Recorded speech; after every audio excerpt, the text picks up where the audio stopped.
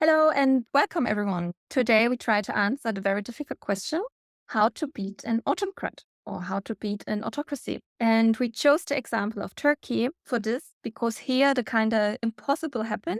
They beat an autocrat. But first, a little bit of background. After Erdoğan, president of Turkey, won the presidential elections last year, all hope seemed to be lost. And even though the whole opposition united in order to beat the regime, they still failed. And Turkish people, actually, all the people living in autocracies or suffering under autocracies, they were asking this very decisive question: is it even possible to beat a populist autocrat?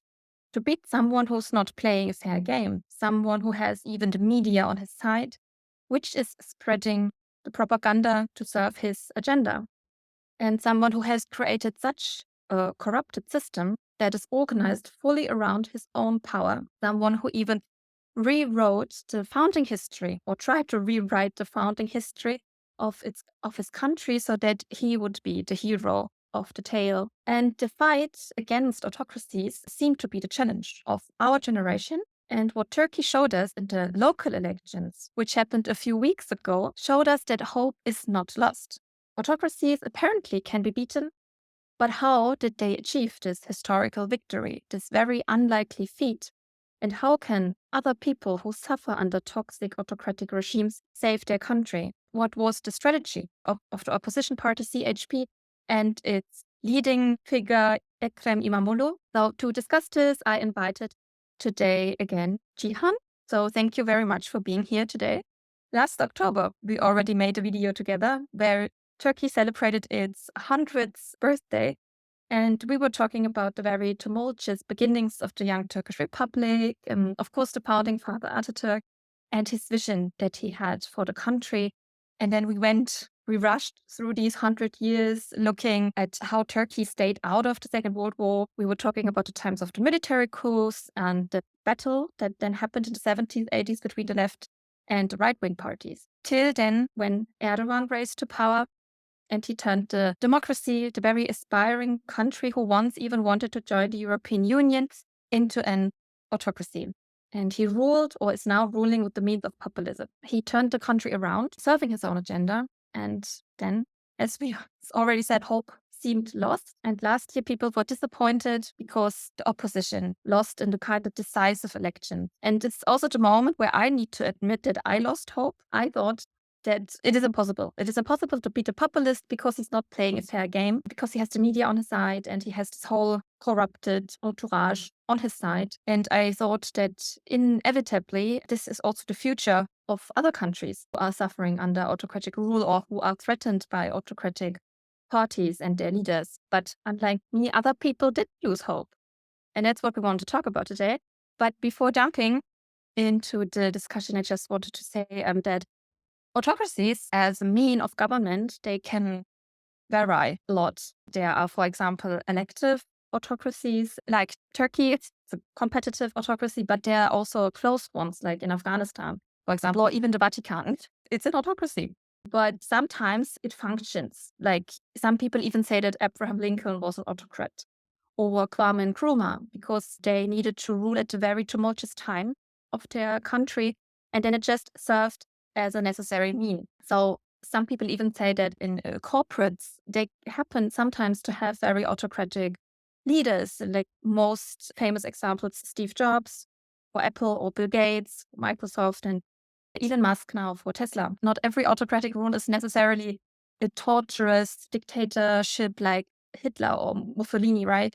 But as soon as these autocratic rules, they start to turn into dictatorship, they lose the sense for the people and their country. They just start serving for their own agenda, for their own ideology.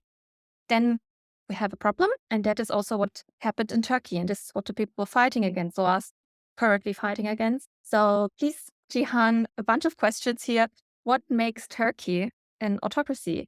And what happened last year, which happened this year again, but successfully? Yeah, thanks for having me. It's nice to be here. Yeah, I mean, about the CEOs, it just came to my mind. There's in business, there's this like wartime CEOs and peacetime CEOs, right? And wartime CEOs rules like an autocrat. there's like huge competition for market, so they need to like move fast, and they shouldn't be like afraid of breaking rules, etc. And peacetime CEOs, maybe in companies more with like a well-defined market share. So it's maybe has different dynamics. So in this case, I mean, we can start with your first question, Thea. What makes Turkey an autocracy at the moment? So we are looking at, or let's say, unfortunately, we are not able to look at or see the separation of division of powers, right? The parliament, judiciary system, and presidential executive system. Unfortunately, it actually became one person, right? So the one person decides, influences heavily what's going on in the country. And on top of that, additional to this incredible power, which came after the presidential referendum where they voted this new system. Additional to that, we can also talk about unfair elections, that media is heavily controlled, armed forces are heavily controlled. So all these conditions make Turkey at the moment an autocracy. And despite the elections are not fair, there is still competition and there is still some kind of democracy. As we saw today, maybe renowned democracy, as we can say that maybe hope for democracy is really back for Turkish people, as we saw in the local elections. About last election, I think you mentioned what happened. The last election, for the context for our audience, was a local election, and we can start with numbers then. So in the last local elections, a couple of weeks ago, the ruling party, AKP, actually lost 4 million votes, which means in 2019 local elections, they had 20.5 million votes. Today it's 16.5 million. So we can see they lost 4 million votes total, despite the number of total voters increased 4 million. So there are now more voters, the young people, but it seems that AKP actually lost a significant portion of its support. And the CHP, obviously, as a winning party, the winner party, let's say, got additional 3.3 million votes from all over the Turkey. Safe to say that AKP as a party is in downline trend actually since 2014. We are able to see this in the data. However, Erdoğan himself, with his personal charisma or the emotional connection that he has with the conservative voters, still managed to win the last presidential election. So I think it would be very nice to separate his party from himself. And that's one dynamic happening in Turkey. We should also look at a few other important factors. Participation rate played a role. In 2019, the participation rate was 84%. In 2023, the presidential election, it was 87%. This year, in the local elections, we dropped to 78%. So 78% participation rate is actually, for Turkey's standard, can be considered lower. And when we look at why this happened, we can clearly see the AKP voters, especially, that they choose to not go to the ballot box. They showed their, let's say, reaction in this way. Instead of voting for CHP directly, they decided to not go to the ballot box. We need to also definitely acknowledge that just CHP got more votes than before ever. So popularity is increasing also among young people.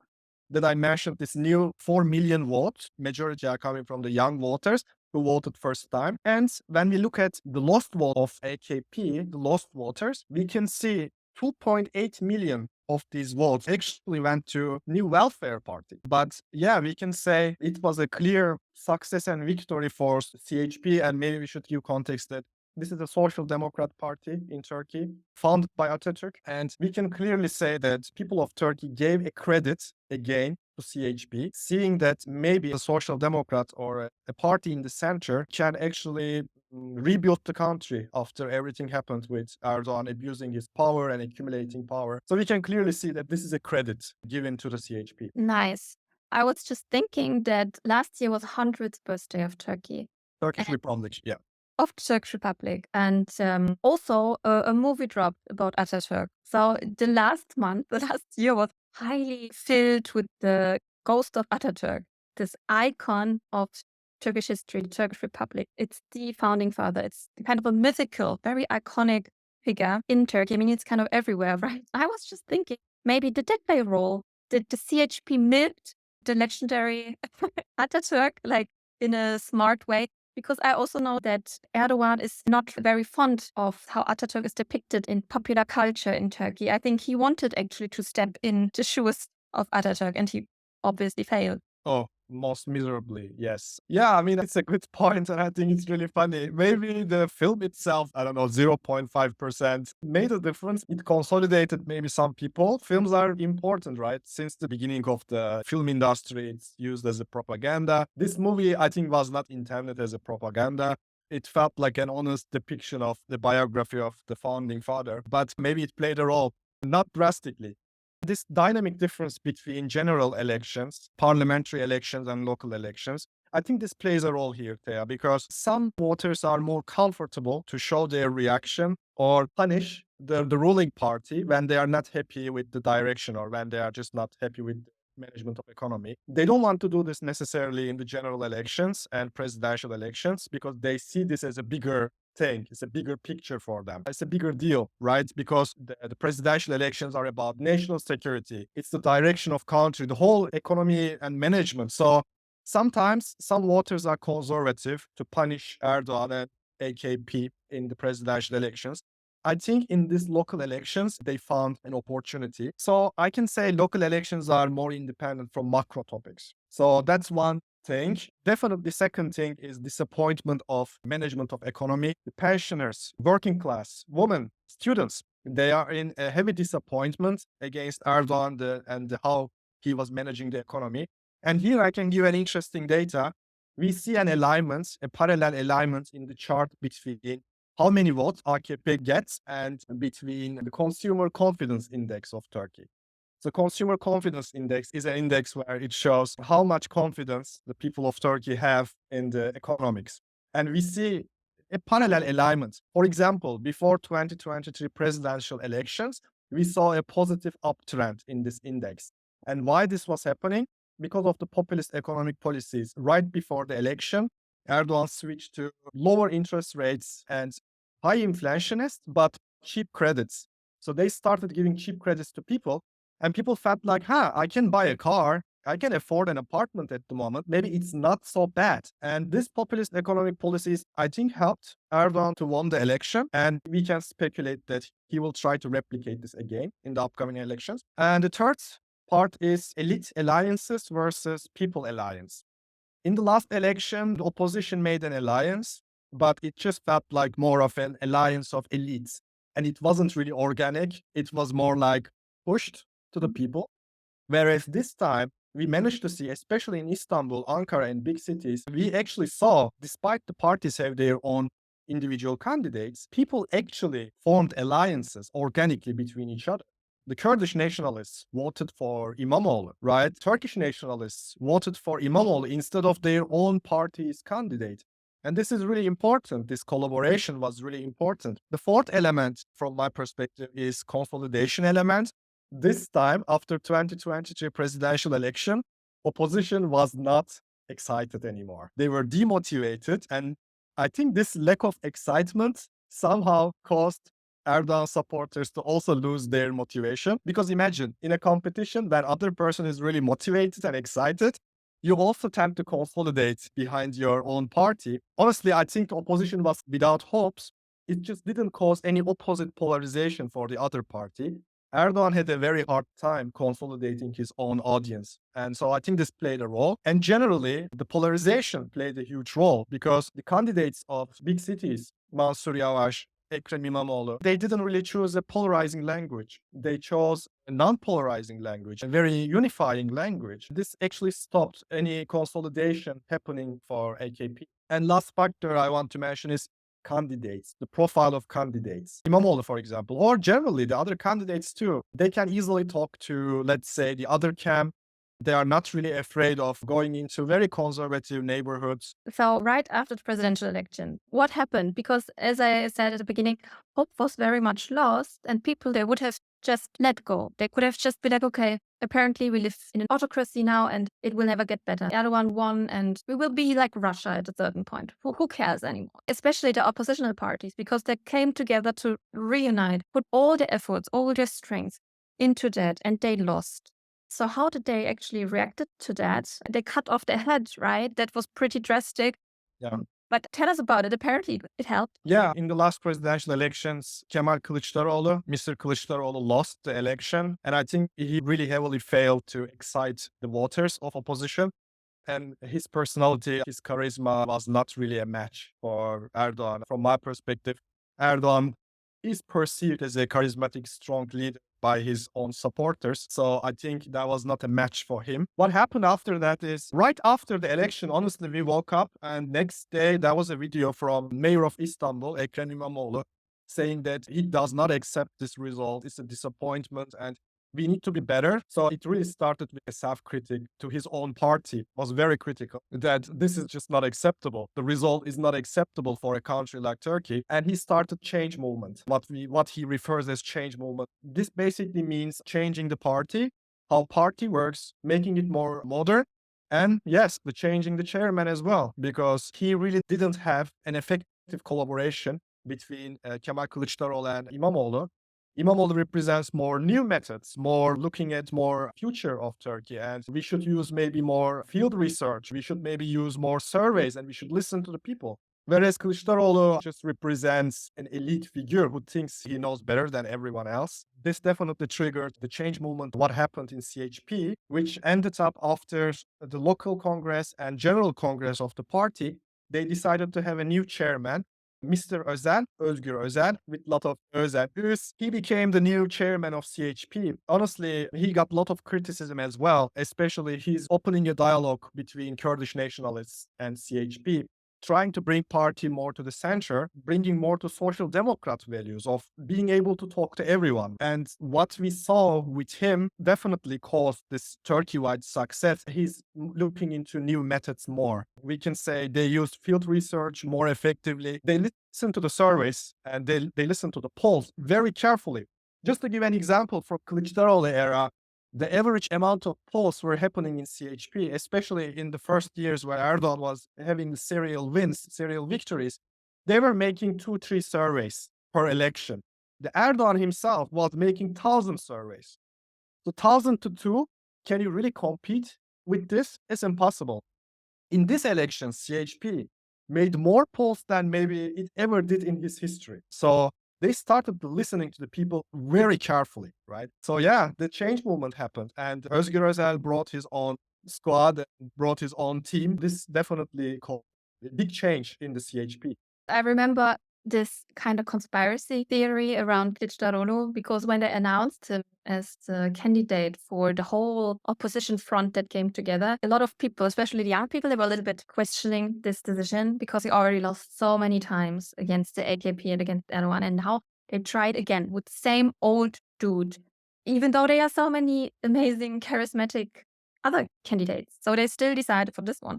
And I even remember some people said maybe it's even a puppet from Erdoğan installed as an opposition candidate who will inevitably lose against the charismatic Erdoğan. And also this conspiracy that in the local elections 2 weeks ago, that he was kind of hoping actually that his own party or the oppositional parties, that they lose so that he can come back as the leader of the opposition. What would you say to this kind of conspiracy theories? Yeah, I cannot really say that this is the case, but I'm really suspecting this is either such a poor leadership and mismanagement that has been mistakenly seen as being a puppet.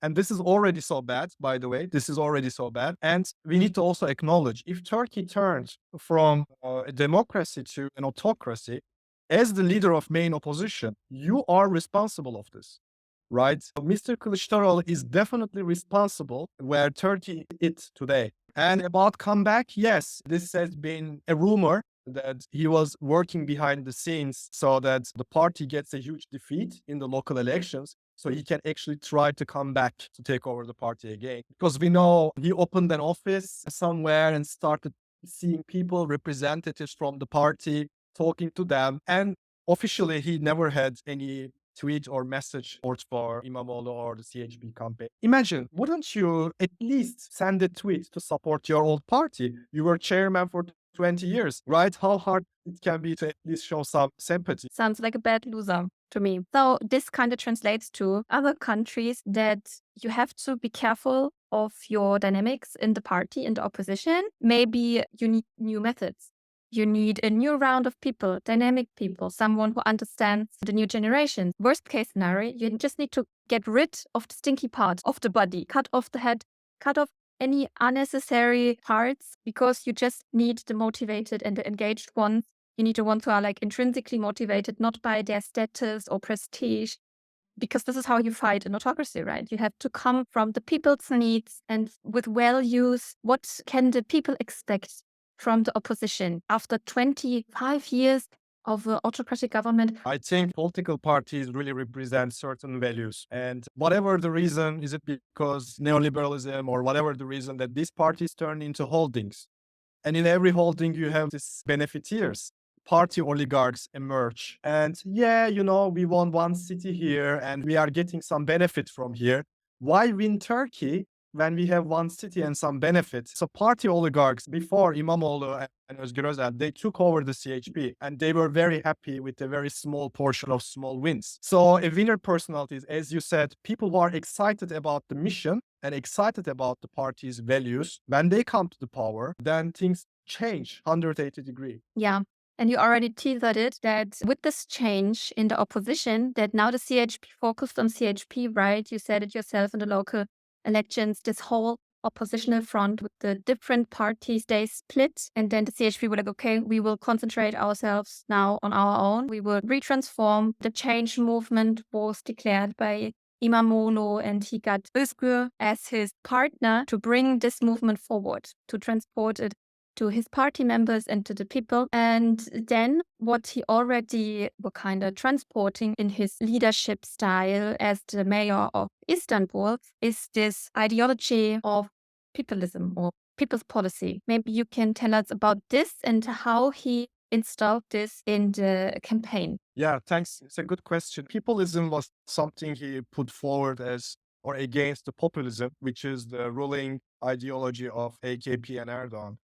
And populism, it just deals with topics where polarizes people. And among this polarization, they found themselves a consolidated group and they try to win an election. Despite this, populism is actually focusing on practical problems of people. For example, suppression of working class because of neoliberal policies, or unregulated capitalism smashes people and working class, and inflation and living expenses, expensive rent, inequality between men and women, or any other excluded group.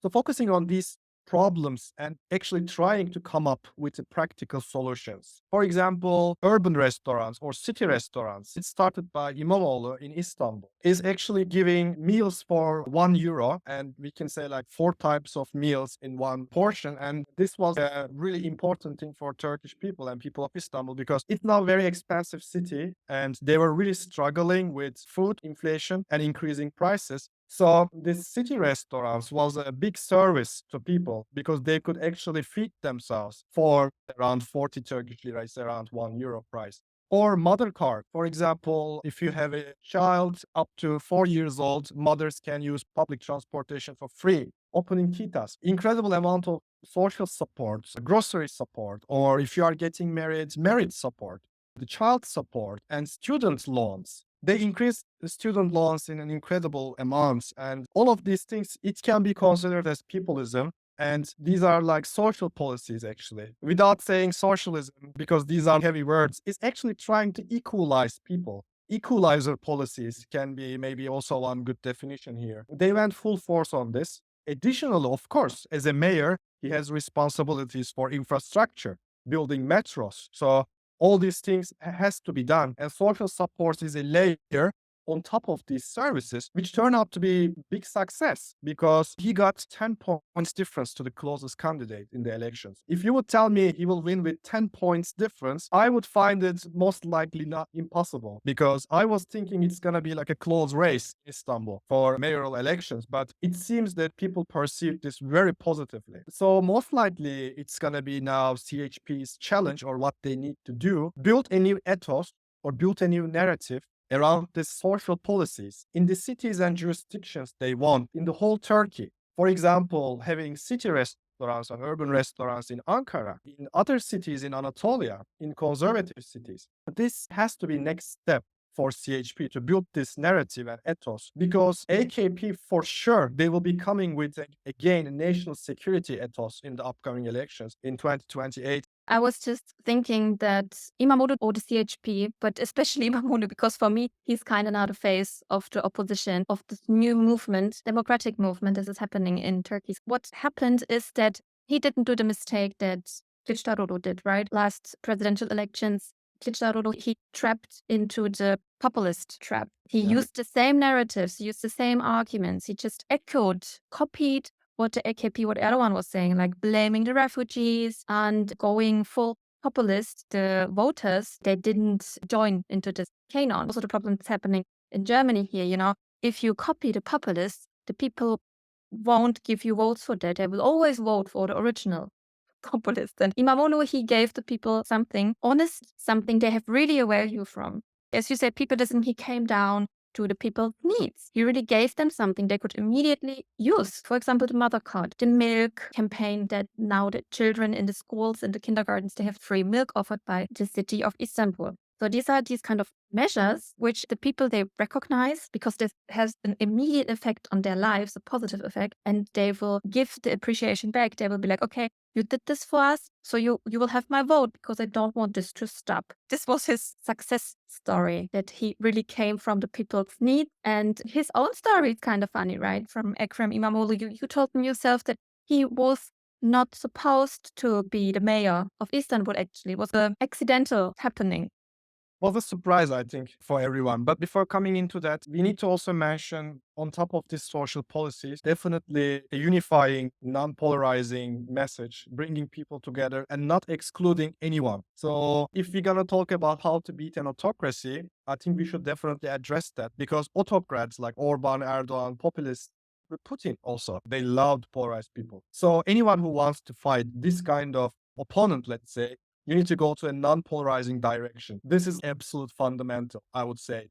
Yes, the social policies and urban city restaurants, milk, great, everything is great. But if message is polarized, as you said, this won't be perceived as an honest action. I think it's really safe to say that İmamoğlu today in Turkey is a symbol and representation of unification. Today, he managed to himself build this ethos and narrative around himself that he's not an excluder, he's an includer. So that's one thing I wanted to address. And the second thing, he elected as a mayor of Istanbul with a small portion of the difference. It was, if I'm not mistaken, just 10,000 votes. So it was a very close race with the candidate of AKP, which was actually an ex-prime minister. So it was a high-profile candidate. And this surprised everyone, including myself. I was not expecting this success. Then, of course, we understood later the new type of campaigning, the new and innovative methods he was bringing to the field caused this. But back then, we didn't know about these things. Or maybe we were not following İmamoğlu so closely as an underdog, right? And what happened after that election is Erdoğan could not accept this defeat. So he canceled the Istanbul elections. And I remember clearly looking at the Instagram account of İmamoğlu, where he had around, I think, 400,000 followers on Instagram just before the cancellation night. And next day when I woke up, it was around, I think, 1.6 million people. So actually, we can clearly say that somehow Erdoğan caused a huge popularity for İmamoğlu by accident.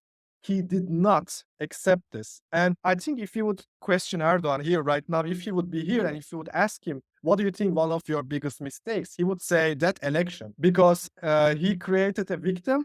And Turkish people love victims, right? And he became so popular in Turkey, everybody in Turkey knew him. And in the repeated elections, he got 800,000 difference to the other candidate. That was then a huge difference because people were honestly annoyed, including myself, that, yeah, they voted for this guy. And why are you canceling the election?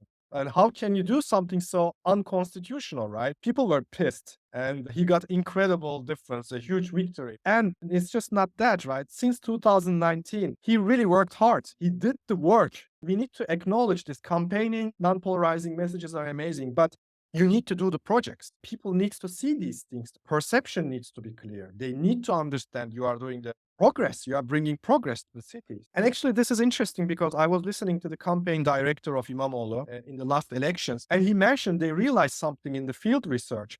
Because of controlled media and narrative that Erdoğan was putting about İmamoğlu, in the beginning of campaign, they realized around 50% of people of Istanbul actually are not aware of İmamoğlu's projects. And this is the beginning of the campaign. because the media is heavily controlled and because of the narratives they are putting, 50% of people of Istanbul didn't know about these incredible projects. So they separated campaign into three parts. The first phase, called Istanbul Succeeded, this is the name of the first phase, is only focusing on communication of these projects. So before we come into the future vision, before we come into the next projects, they only focused on significant portion of campaign communicating these projects to the people of Istanbul. And the next part after that is Great Leap Forward part. And this part basically communicating and explaining vision for future. It's just vision, nothing concrete, drawing a picture like a democratic city, a city where everybody feel included and they have a voice. And this is the vision part. The part after that, what they call thematic presentations, like project presentations for next 5 years in 10 different categories. And every category has 10 projects. So 10 multiplied by 10, total 100 projects for next 5 years. And basically 10 different press conference explaining these 10 projects clearly. And last part is emotional part, where they actually a little bit trigger the emotions. And this was a video I remember about a mom, pregnant mom, and she was actually dreaming what's gonna be the future of city look like and what kind of city her baby will grow up. So this was like an emotional part and also really important to basically convince people to come to ballot box and vote because opposition voters were really demotivated. So this was really important. And one last thing about Istanbul Succeeded part. These videos, the serial videos they published, these videos consist of real people, no actors or actresses.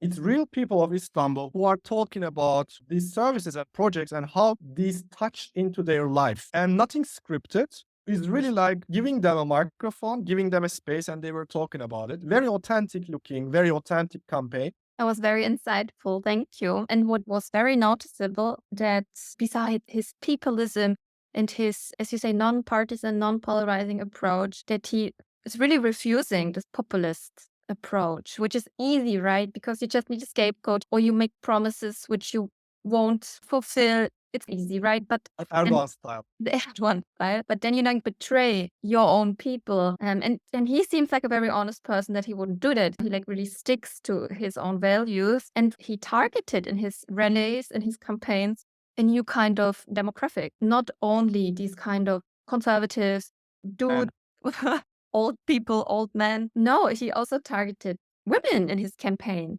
retired people and children, as you said, the future of the country, or the neglected people, that they finally have someone who is doing something for them. And that was such a revolutionary thought. Oh my God, someone makes a campaign which is also based on what women want, what children want, what retired people want. It shouldn't be that revolutionary. But unfortunately, it is. And I'm very grateful that someone finally recognized that those are also people and they also want to be included in what is happening in their country and in their cities. He also supported female politicians. This is one of the first elections we see where a lot of female mayors turned up, right?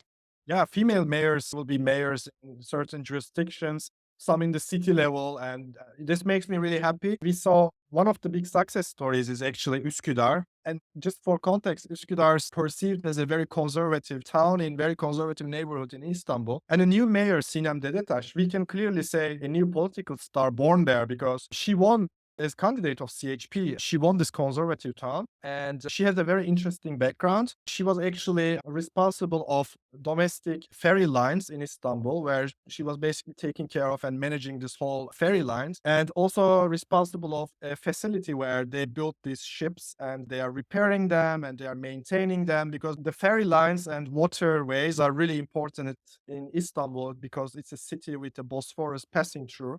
Basically, AKP wanted to turn this facility into a shopping center because they are thirst for money. This full 100% neoliberal, 100% unregulated capitalism. And she resisted to this project very strongly.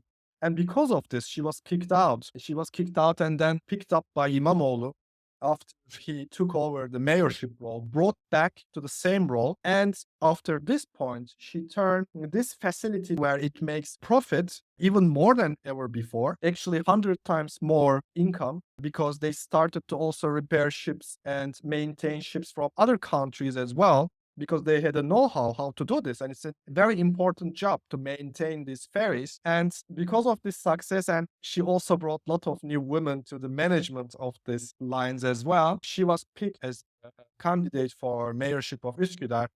A true technocrat that we can say knows very well the data, knows very well how to manage things. I think it's not enough. Still, we don't have enough women representation in Turkey in key critical roles, but this is a step forward. Yes, I'm very looking forward for this development that, especially in these kind of countries, which we in Western Europe and Germany, we perceive conservative, that there are these new movements, these changes that people stand up coming from all different areas of the society, that Turkey is not just a country made out of old Muslim men. You have women, they want to be represented. You have Kurdish people. It's really nice to see this kind of diversity in politics, that they finally get their part, their stage. Yeah, also in the campaign, even in the AKP candidates campaign, the Murat Kurum, even in his campaign, we saw some mention and reference to some policies for women. But I can clearly say, first time I see in İmamoğlu's campaign, women took the front line. They were not only targeted, but became organically part of the campaign.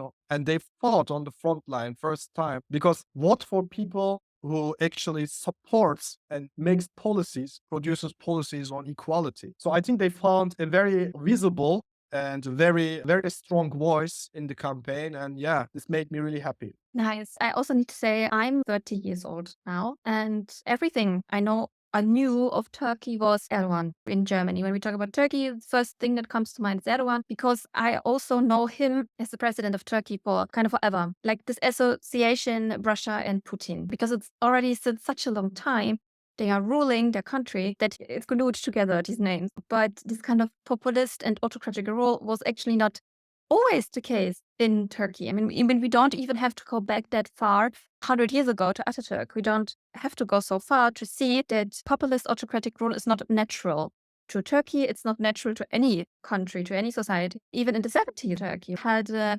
left-wing government coming from Bülent Ecevit, right? He also made more politics in favor of the working class, the unions, right? That's true. Yeah, Bülent Ecevit ruled for a while and he definitely injected more. Let's say he talked about suppression of working class and he definitely injected some policies to balance things up in Turkey. And so more left, more social democrat rule is not foreign to Turkey. I'm just afraid in the last 20 years, the alternatives were very scarce and there was not really a right proper representation of social democrat left social policies. So I think some people really felt lack of alternative caused them to vote for Erdoğan. And yeah, what we can say about Ecevit is one thing that we also realize and see some patterns between İmamoğlu and Ecevit, that he was also liked as a leader, as his personality, and he was cherished. In Anatolia, they called him Karaoğlan, which is like this dark looking dude. And it's nothing like a racist or anything. It's just like it's a nickname. And people of Anatolia, they give nicknames to the people they found sympathetic and they found nice and they like. We can clearly say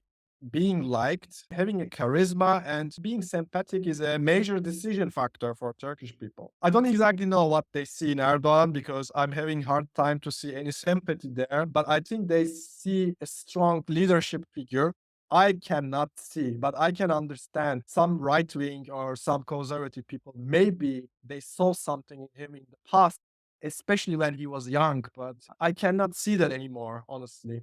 And yeah, unfortunately, just last thing on that, Turkey had very hard time in 70s, where impacted also Ecevit's life, right-left conflict, America's USA's involvement, really pushing hard on neoliberal policies in Turkey, pushing Turkey unregulated capitalist direction, creating inequality and causing populists like Erdogan to emerge and stay in power. So I think Ecevit had really hard time with that. Yeah.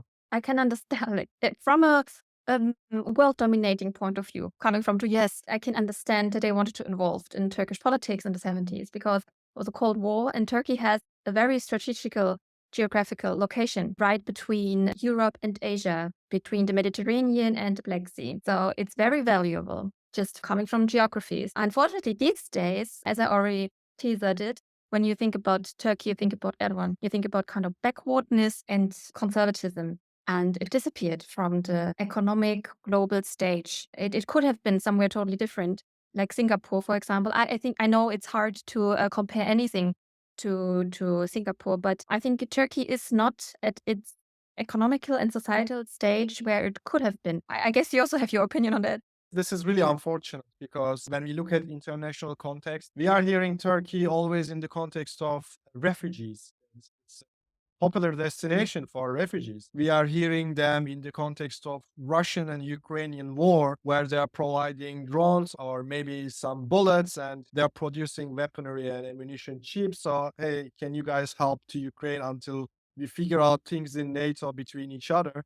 And this is the context we hear, or we are now these days hearing in the context of maybe if an Israel-Iran conflict happens, maybe Turkey can be a peace negotiator. These are nothing wrong. I think being a peace negotiator, being able to talk to both sides is not a bad thing. But when we look at discussions or conversations US is having when it comes to new tech, emerging tech, it's always Japan, India, or Indonesia, or Philippines, Singapore, Taiwan. Turkey is not part of these conversations. Turkey is always part of security related conversation.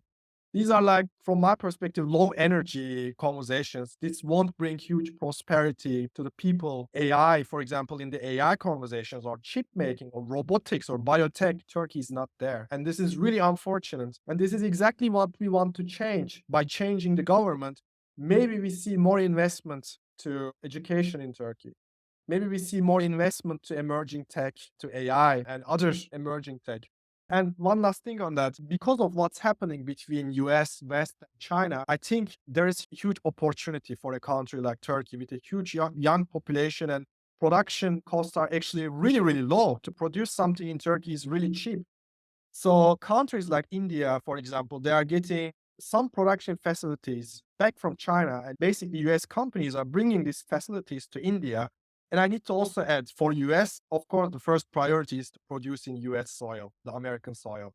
So they actually don't want to outsource this, but India is so cheap, so they do it. In the long run, in next 20 years, if this trend continues, they would love to produce some of those stuff in the US allies. Like Turkey, for example, is looking at a huge opportunity there. Some of this production can happen in Turkey, and this would bring actually some more prosperity to people of Turkey, besides selling guns and drones. And we don't even know if we are getting like some positive impact back to people. It just feels like it's making defense industry richer and richer. There I have, unfortunately, one criticism and one hope. I see. And when you say this kind of investment from Turkey into the defense industry is also corrupt, right? Because it's the son-in-law of Erdoğan who has invented or who has this company which is providing the drones. Yeah, this is exactly right. I think it's very corrupted. Father-in-law is president and they are just doing business there. Just want to say, like, I do not have a problem with defense industry because it's also high tech, right? While building these things, you are learning about material science, you are learning about AI and optics, but it's a weapon in the end of the day. And this has been used in Africa, for example, between countries. So you are creating some power dynamics there. But if it would be more fair trade or fair competition, even in defense industry, it would be more winners there. I think there's a huge potential there if it would be a fair competition. But I feel competition heavily favors the son-in-law the moment, Mr. Bayraktar. He found himself the richest of the Forbes list this year as a billionaire because the Turkish defense industry is overseen and people think it's not important, but actually the huge export is happening at the moment to many of the countries. That's why he turned out to be very rich. Yeah. But also like investment in defense industry is not a guarantee for a kind of prosperity of your Not at society. all. I mean, we Yeah. can see this in the US, right? I mean, no other country is investing that much in its military, and still there is no guaranteed health system. There is no guaranteed safety for the children in schools, just to state some of my stereotypes I have of the US, I guess. But that's true because I think in US it got even worse because military industry complex now basically they are escaping from the Congress oversight. They are not telling Congress that what they are spending money on, and generally there are huge oversight issues. And I just feel, and not to be in conspiracies or anything, but they have huge influence on the US politics at the moment. So there's also that risk, right? The military industry complex, if not regulated, is a huge risk. Honestly, if we look in history where many coups come from, they come from military. So obviously you have to invest in something else. You can't just invest in the defense, as you said. And I guess that with the Imamoglu approach, the Peopleism approach, this kind of support campaigning for diversity and young people and women, that this will have also a positive effect on demographics, that many people that left Turkey, like very young people, skilled people, and motivated ones, they left the country to work somewhere else where they are better paid and where they don't have to live under these kind of autocratic circumstances. And these people might think about or might really go back to Turkey if the system changes. And maybe they can then have also a positive impact on the investments, on innovation and the economics, like we saw in Poland, right? Yeah, that's so true. After last elections in Poland, we saw what they call back migration. Polish people actually came back to their country to actually create some value for their own country instead of working for Germany or UK or whatever, right? So we can speculate if next presidential elections also concludes with a huge success for CHP, where maybe you have actually a new president and things are, let's say, going well and economic metrics turn back into more of a positive outcome. I imagine that it's gonna be a wave, a trend back to Turkey. The brilliant people, well-educated people who are working in the other countries right now, the Turkish diaspora, some of them will wave back to Turkey most likely. And some of them will be still skeptic. They would like to see fundamental change, a shift, a big change, right? But we can hope that they will bring incredible amount of know-how back to Turkey because now they are working in US, right? Europe, some in Asia, in big corporations, and they can bring a lot of know-how back to the motherland. Like you yourself, right? You decided at a certain point to get out of this. You don't want to support with your tax money an autocrat who gives a shit for the working class people, for the retired people, for the women. So you decided to change countries. And now you're in the kind of unfortunate position that in Germany, there's another populist right-wing party on the rise, might be in the next government. So will you consider going back to Turkey if things are changing? Yeah, I mean, after certain age and threshold, maybe, and if I see a really fundamental positive change, I can consider that. But it's also now I have some roots here. It's not so easy to shift back, change my life again. I'm 33 years old. And when you say unfortunate, it's actually, I like it here. And it's economically, it's an unmatched to Turkey, right? The economic situation, stability here, I enjoy a lot. I can really plan easily my next 5 years. Whereas in Turkey, unfortunately, I was not even able to plan my next 5 months because I didn't know. Is it going to be another coup? Is it going to be another operation to north of Syria or north of Iraq? Or what's going to happen in the next elections? Are they going to prison opposition leaders? So this was always for me a thing. About Germany, it's very unfortunate because maybe it's about me. I keep bringing the populists to everywhere. No, I don't know. It's very unfortunate seeing also CDU and AfD. They were almost gonna rally together. They're on the media, news outlets together. And this is very unfortunate to see a populist, polarizing party got incredible amount of popularity here. I think they are in downline trends at the moment, which is very happy to hear. That's very good for Germany because trust me, one last thing Germany needs is a polarizing ruling government. The topics like Green Party will take away our schnitzel or they will take away your cars or whatever. I don't know exactly, but I know that they are touching upon sensitive topics and polarizing through these sensitive topics. I think this is a very low energy thinking for a country like Germany. Really, the schnitzel is our topic in this country. Like, I don't know the full Germany spectrum and I don't follow the news 100% here, but one thing I can say is Germany has a huge potential. And I can see again, similar to Turkey, Germany has been always discussed in the context of international affairs at the moment about security issues. NATO, Russia, rebuilding the army of Germany. But where is Germany in the conversations of AI? Where is Germany in the conversation of robotics? It's a country with incredible talent pool, so many talented people. But in the conversations of course, there's high tech here, of course, there's production There's even amazing optics companies here, but still, this is my observation. US wants to talk these topics always with Asia. When it comes to emerging tech, it's always with India, with Japan, but not necessarily, partially with Europe, but partially with Germany, but not enough. I think Germany should be in the conversations of these new emerging tech more, chip production supply chain more than, I don't know, schnitzel. The schnitzel will be banned. And I totally understand schnitzel is important for people. I understand. And trust me, I don't think anybody wants to take this away from Germans. I think schnitzel will be here for a long time and will be always part of the culture. But yeah, populists, right? They know how to polarize the nation, and it's a very dangerous thing. And still, it is still attractive to some people as a real alternative to the established parties. So one, it's a shame for the people that they really consider this as a real alternative.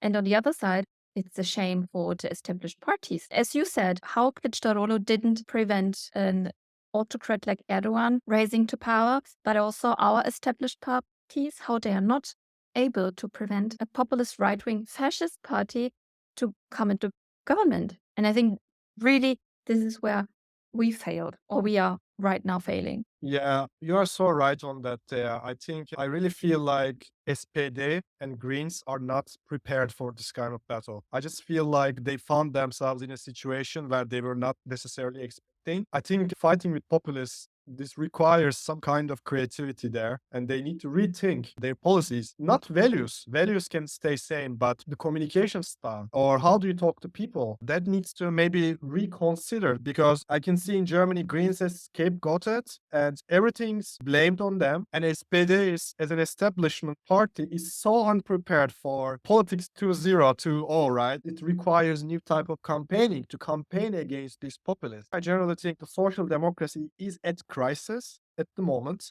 in whole Europe and almost everywhere. And because of this, I think CHP in Turkey, the Social Democrats, we should stick together and we should really know how share. Of course, every country has different dynamics, but it can be certain things that works really well. Pedro Sanchez in Spain, they are doing a great job and there's a lot to learn from this party. CHP had some success and I'm pretty sure SPD will come back from this.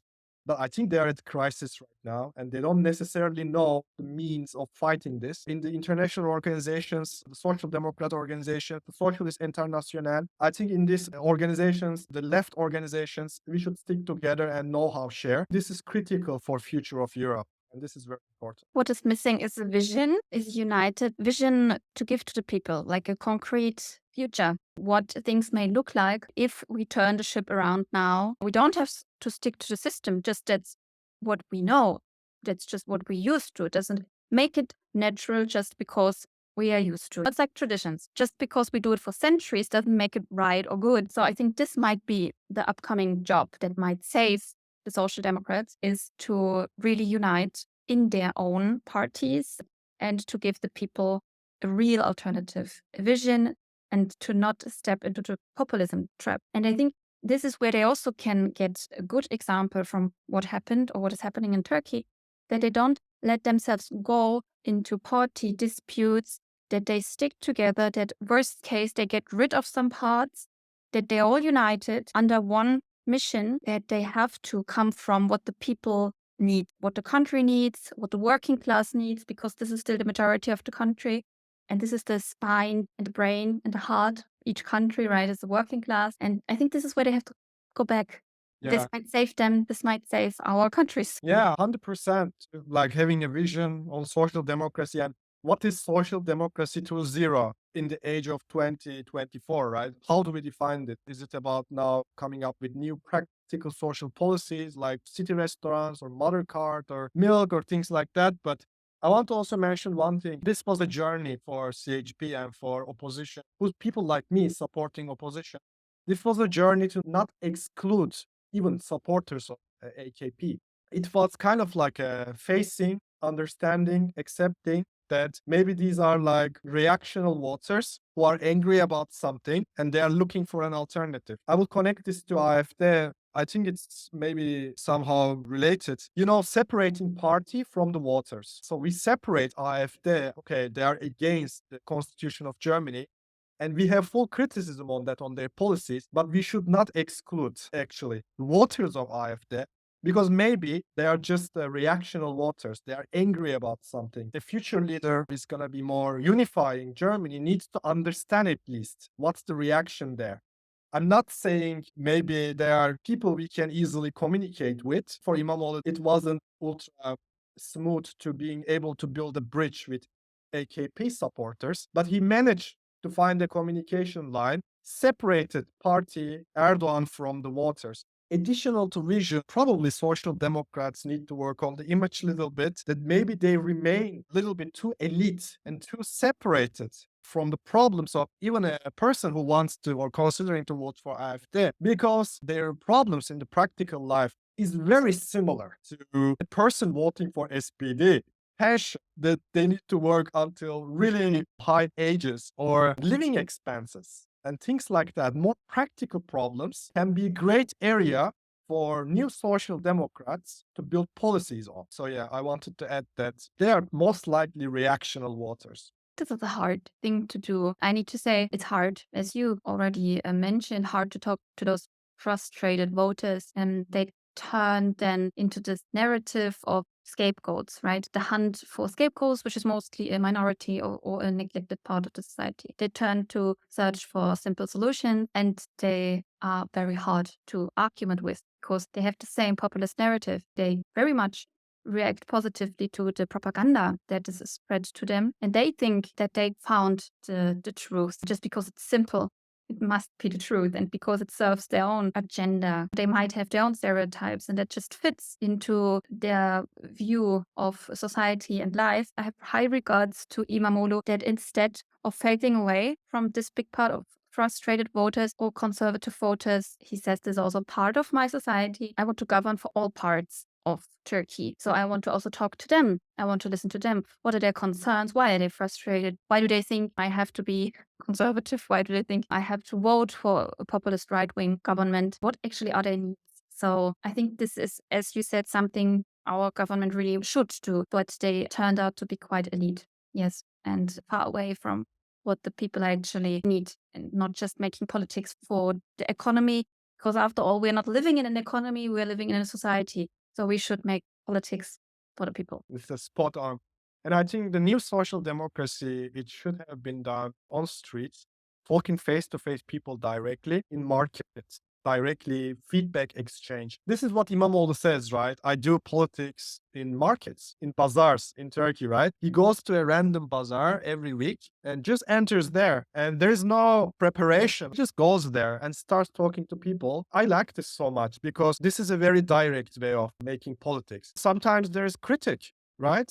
There's sometimes critic. There were many times his party, CHP, himself has been blamed as terrorists because of the AKP propaganda, where they actually sometimes walk or talk with DEM party, the Kurdish nationalists. They listen to them, and because of this, they were scapegoated as terrorists. And it's very important, how do you respond to such a claim?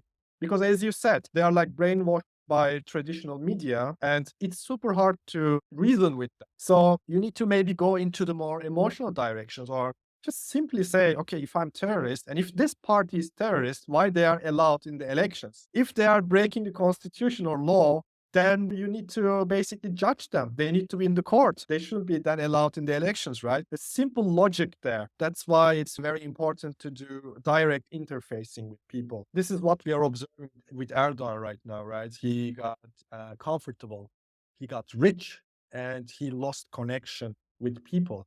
He cannot walk into a bazaar in Turkey and just start talking with them so easily. He needs the whole guards. He needs so much protection there because now he thinks he's better than everyone else. Power poisoning. Whoever the next wave, the next generation of politicians who want to have some success victory, or in a country where autocracy is really pressuring and oppressing people, I think the opposition leaders need to listen to the people more and more closely, what they are saying. To end our lovely conversation, the final question is it possible to beat an autocracy? It seems in the local level that we managed to do that, and it's possible.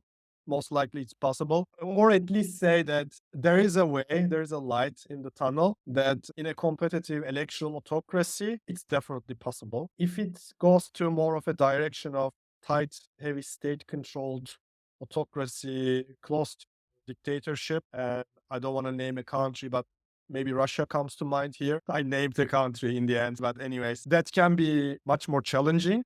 So we need to acknowledge the challenge the Putin regime is at the moment oppressing the nation of Russia. From my perspective, for a Russian, maybe it's different, but so it's possible. And it's still early to say that Erdoğan is dead. It's a one mistake we would do at this stage, that it's over and we won, and next presidential elections, he's gone, right? We know one good thing he's at, and now he will probably do the midterm economic program in Turkey that he will apply together with Mehmet Şimşek, the Minister of Economics. He's a technocrat, he's a scientist. They will apply this program until the last year, and I'm guessing they will follow closely this program for next 3 years. So last year, before the presidential elections, he will have enough resources to switch back to populist economic policies. It's going to be again cheap credits, low interest rates. We will observe this, and it's going to be a lot of security policies. And this is also connected to US elections. If Trump wins in the US, it's going to be easier for Turkey to start operations in the north of Iraq and Syria against PKK. And he will definitely use these security policies, and he will prepare the stage for elections, that he will be sure that the terrorism narrative will work again, that İmamoğlu is terrorist, Mr. Özel is terrorist, everybody except AKP supporters are terrorists. So this is for sure coming. And meanwhile, we will look at CHP, that how they are dealing with the huge success they have, the credit they got from Turkish people, and how they will try to build the ethos and narrative around social democracy and social policies. Because if your opponent is coming with a defense industry, national security type of narrative, I think best way to counter that is really the social policies. Then we will see how this will play out in 2028 or earlier. I don't know. We'll see.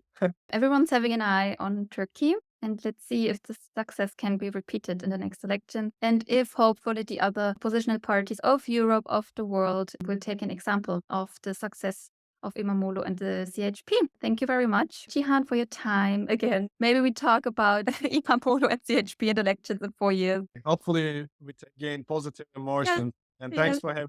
Thank you for your time, and goodbye for everyone who was watching. Bye bye. Thanks for your time. Bye bye.